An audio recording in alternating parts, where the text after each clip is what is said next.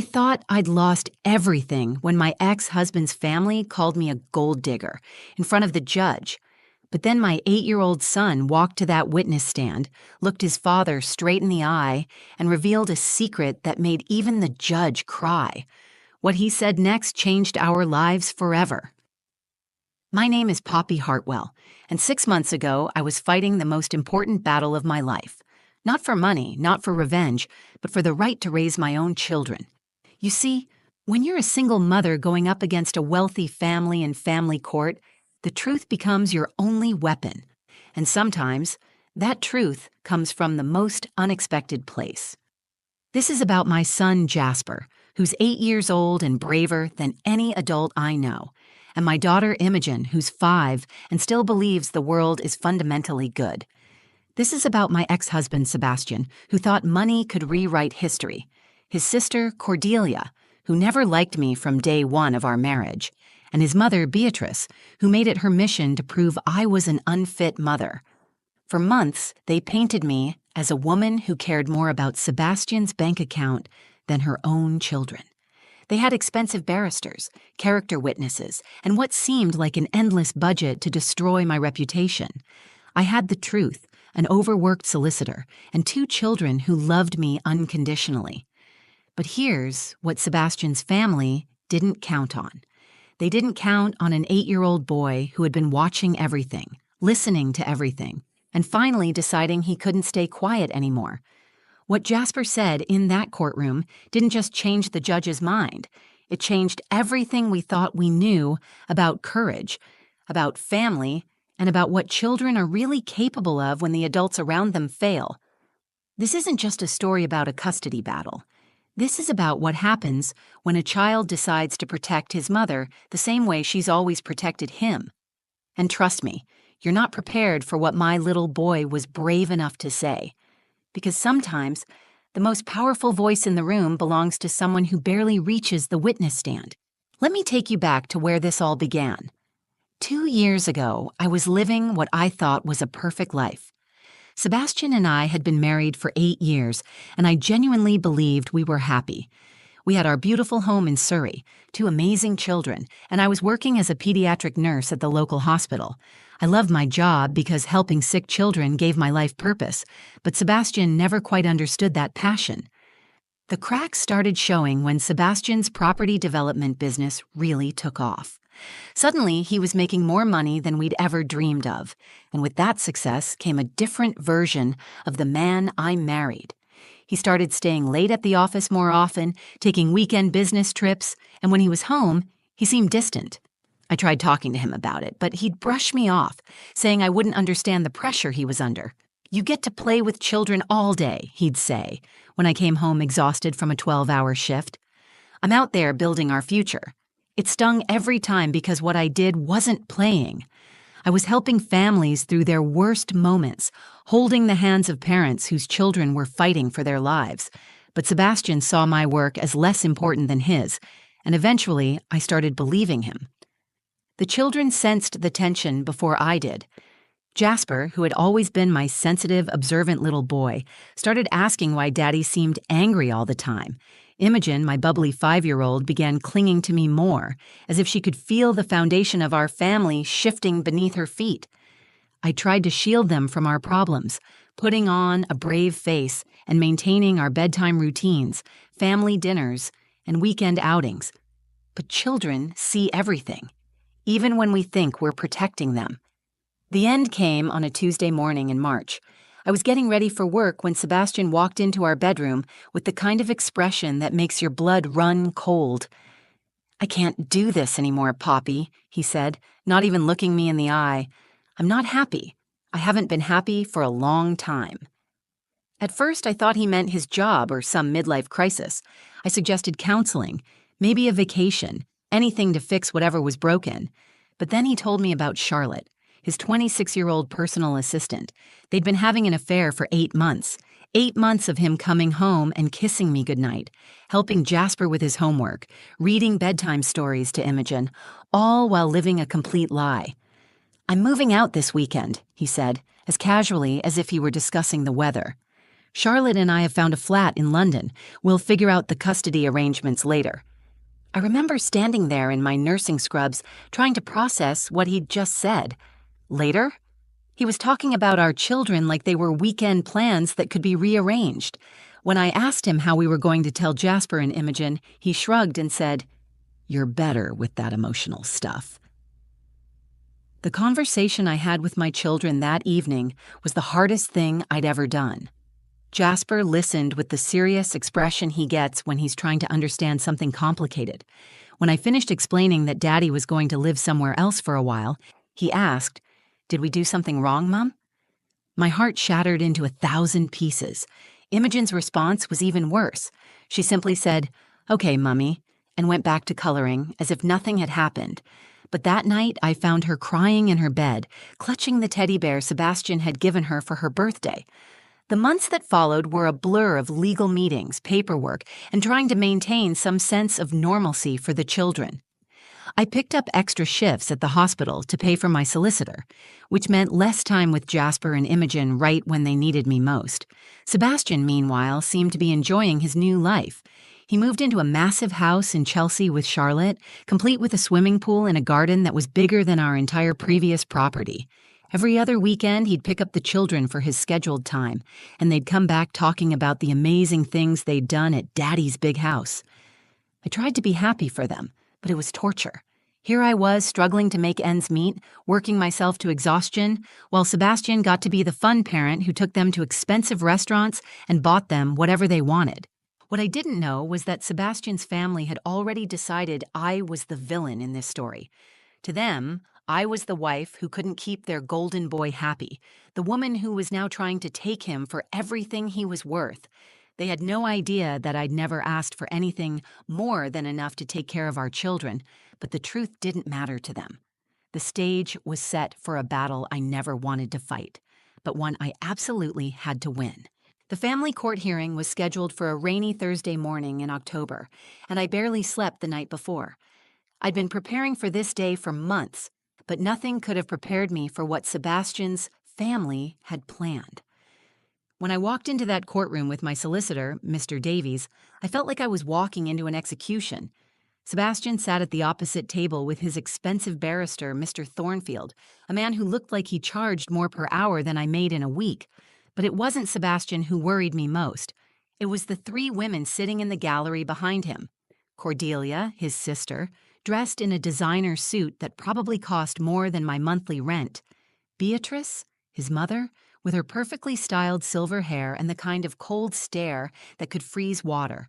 And Charlotte, Sebastian's girlfriend, who had the audacity to show up to a custody hearing about children that weren't even hers. The proceedings started normally enough. My solicitor presented our case explaining that I was seeking primary custody while allowing Sebastian reasonable access to the children. We outlined my stable employment history, my clean record, and the children's strong attachment to me as their primary caregiver.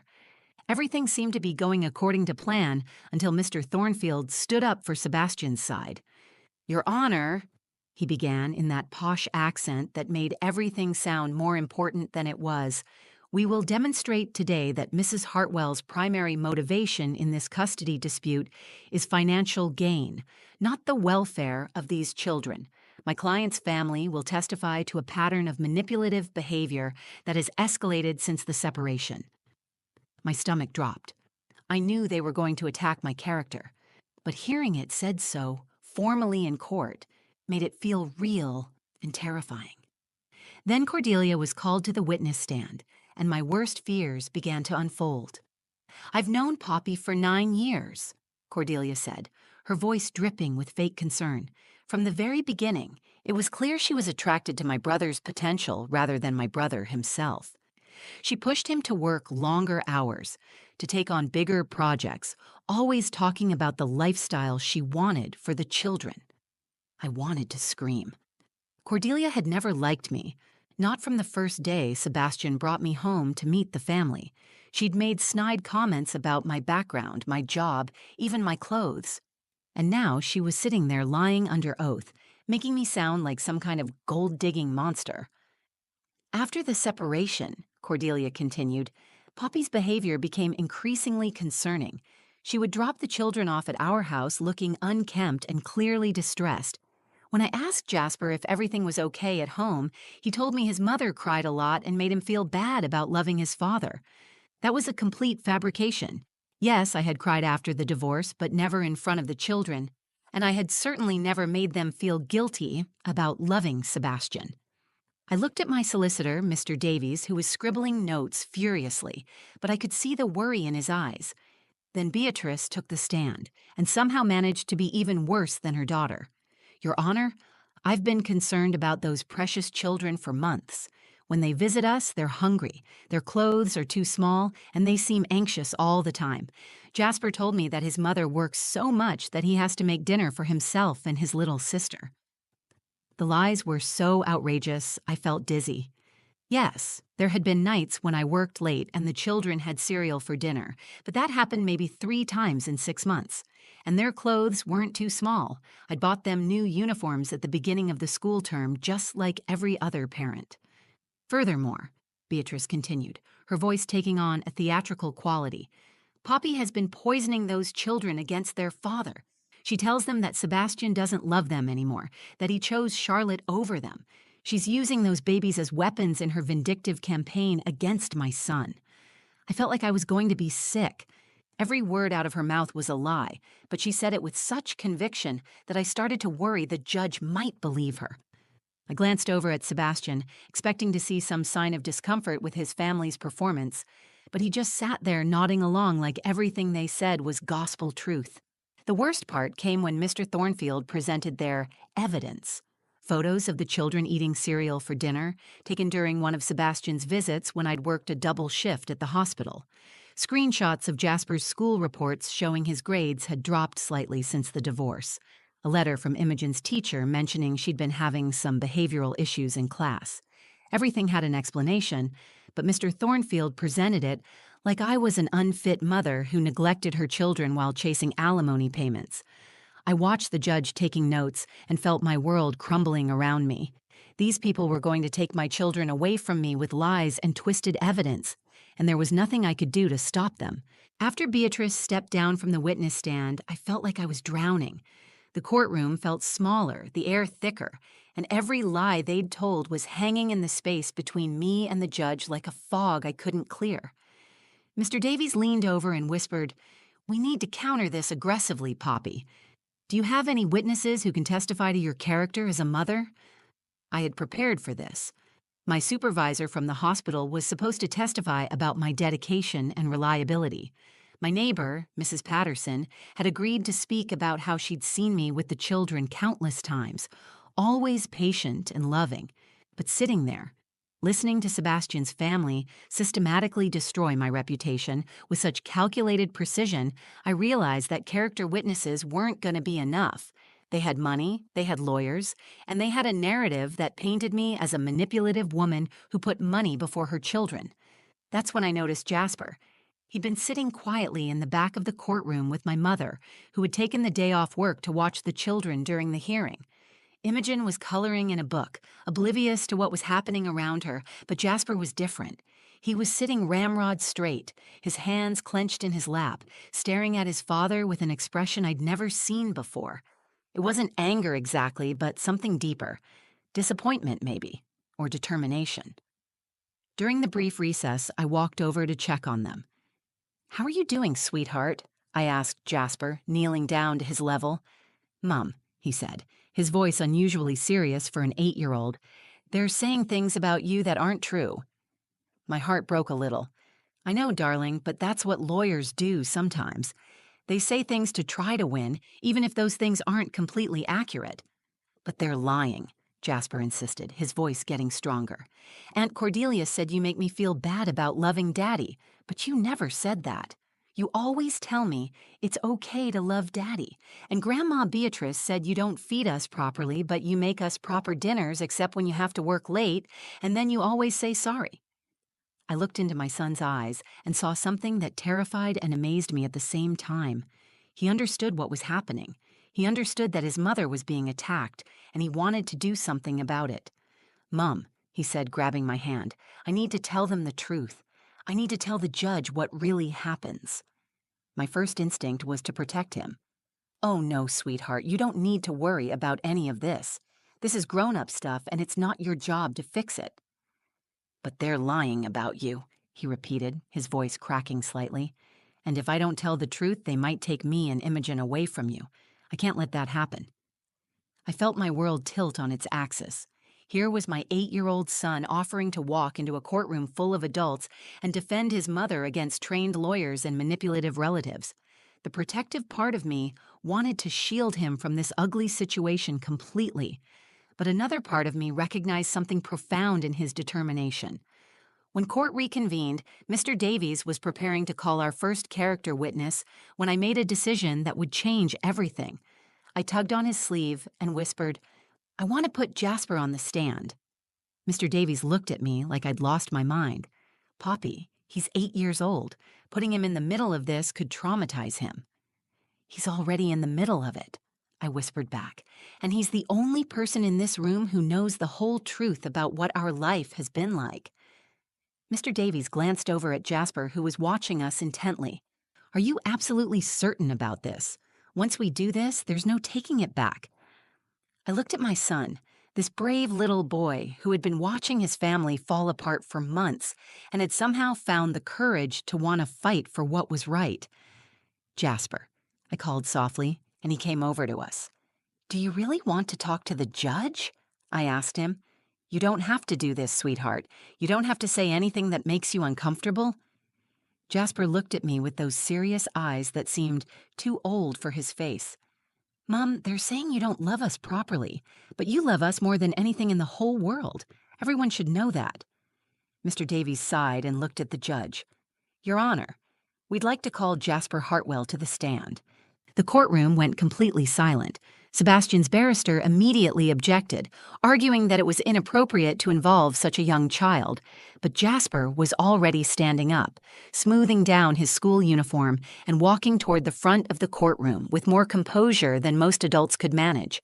As I watched my little boy prepare to defend his mother, I realized that sometimes the people we try hardest to protect end up being the ones who protect us. Retry Claude can make mistakes.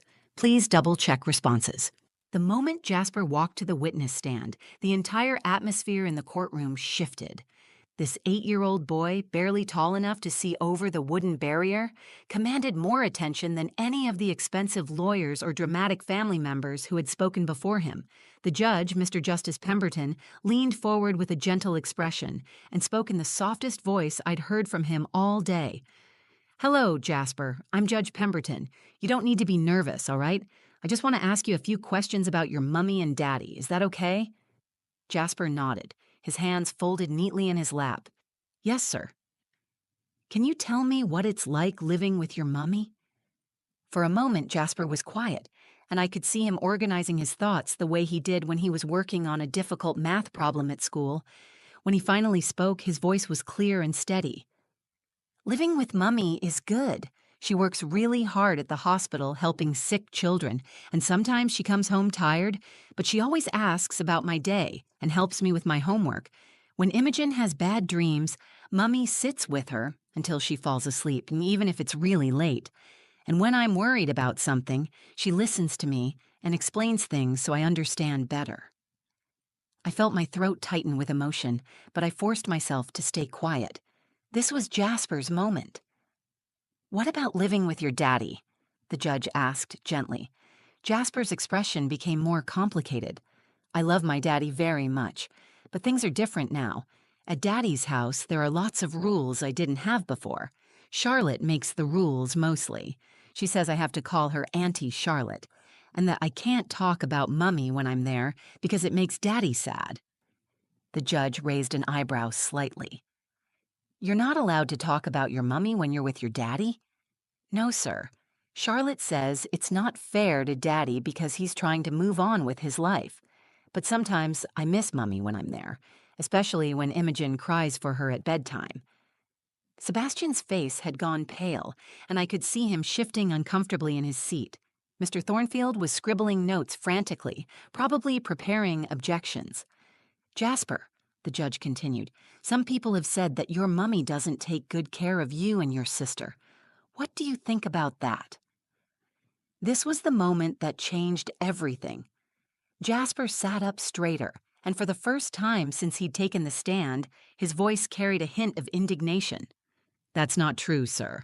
Mummy takes really good care of us. She makes us breakfast every morning and packs our school lunches with little notes that make us smile. When we're sick, she stays home from work, even though I know she worries about the sick children at the hospital. She taught me how to tie my shoes and how to be kind to people who are different from us. Jasper paused, glancing over at his father and then back at the judge. The people who said those things don't know what our real life is like.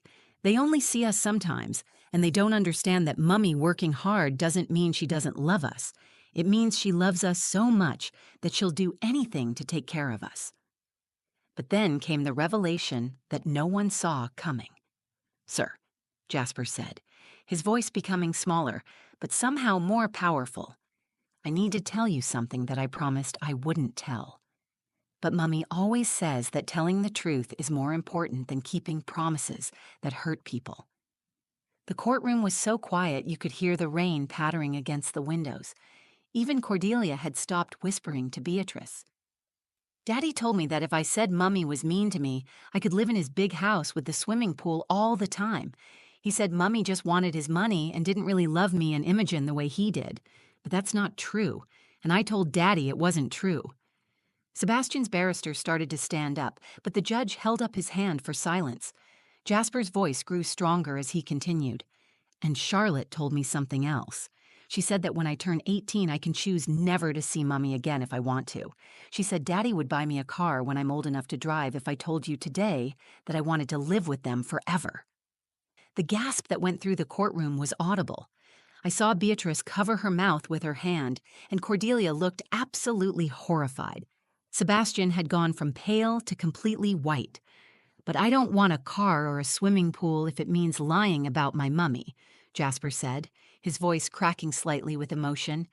My mummy taught me that love isn't about buying things or having the biggest house. Love is about being there when someone needs you, and Mummy is always there when I need her. The judge had tears in his eyes as Jasper delivered his final statement. I love my daddy, but I won't lie about my mom. She's the best mom in the world, and she deserves for everyone to know the truth. The silence that followed Jasper's testimony was deafening. Judge Pemberton wiped his eyes with a handkerchief and called for an immediate recess. As the courtroom cleared, I rushed to Jasper and pulled him into the biggest hug of my life. He buried his face in my shoulder and whispered, "Did I do okay, Mom?" I told him he was the bravest person I'd ever known. Sebastian's barrister tried desperately to salvage their case when court reconvened. Mr. Thornfield argued that Jasper had been coached, that an 8-year-old couldn't possibly understand the complexities of adult relationships. But the damage was done.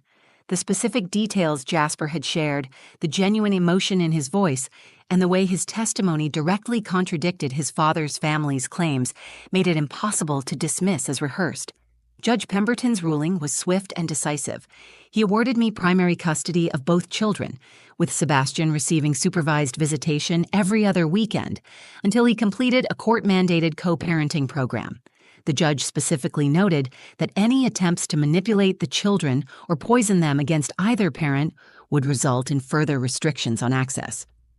This court, Judge Pemberton said, looking directly at Sebastian, will not tolerate attempts to bribe or coerce children into making false statements against their mother. The courage shown by this young boy in speaking the truth, despite pressure to do otherwise, is a testament to the values his mother has instilled in him. The months that followed weren't easy, but they were healing. Sebastian did complete his co-parenting program, and slowly, very slowly, he began to rebuild his relationship with the children on honest terms. He never apologized to me directly, but his behavior changed. The bribes stopped, the manipulation ended, and for the first time since our divorce, he started acting like a father instead of a competitor. Charlotte, interestingly enough, disappeared from the picture within 3 months. Apparently, dealing with the reality of being a stepmother to children who wouldn't be bought was less appealing than she'd imagined. Sebastian's family took much longer to come around. Cordelia and Beatrice maintained their distance, though they stopped actively trying to undermine me. I considered that progress. The most important change was in my children. Jasper, who had carried the weight of our family's secrets for so long, seemed lighter after telling the truth. His grades improved, he started smiling more, and he even joined the school's debate team. "I like speaking up for what's right," he told me when I asked why he wanted to do it. Imogen, too, began to flourish once the custody battle was over, and our home became peaceful again. Her nightmares stopped, her anxiety faded, and she went back to being the bubbly, confident little girl she'd always been. Both children maintained a relationship with their father, but now it was built on honesty rather than manipulation. As for me, the experience changed my perspective on everything. I realized that trying to protect my children from the truth hadn't actually protected them at all. Children are far more perceptive than we give them credit for, and they deserve honesty delivered in age-appropriate ways. I also learned that sometimes the people we least expect can show the most courage. I've since left my position at the hospital to work as a family advocate, helping other parents navigate custody disputes and family court proceedings. Every day, I meet mothers and fathers who are terrified of losing their children to lies and manipulation. I tell them Jasper's story, and I remind them that truth has a power that money can't buy. The experience taught me that courage isn't the absence of fear. Courage is being 8 years old, standing in a room full of adults who are lying about your mother and deciding to speak the truth anyway. Courage is choosing what's right over what's easy, even when you're scared. Today, 2 years later, Jasper is 10 and Imogen is 7. We live in a smaller house than we did during my marriage, but it's filled with laughter, honesty, and love. Sebastian sees the children regularly now, and while our relationship will never be friendly, it's civil and focused on what's best for Jasper and Imogen. Sometimes people ask me if I regret putting Jasper on that witness stand. The answer is no, not for a single second. That day, my son didn't just save our family. He taught me that the truth, spoken with love and courage, is the most powerful force in the world. The most important lesson I learned is this: never underestimate the wisdom of a child who loves you. Sometimes the smallest voice in the room has the biggest truth to tell. If this story touched your heart, please share it with others who might need to hear it. Leave a comment below and tell me about a time when someone showed you unexpected courage. And don't forget to subscribe to the channel for more real stories about resilience, family, and the power of truth. Your support means everything to me and helps me continue sharing these important stories. Thank you for listening, and remember that sometimes the greatest strength comes from the smallest people in our lives.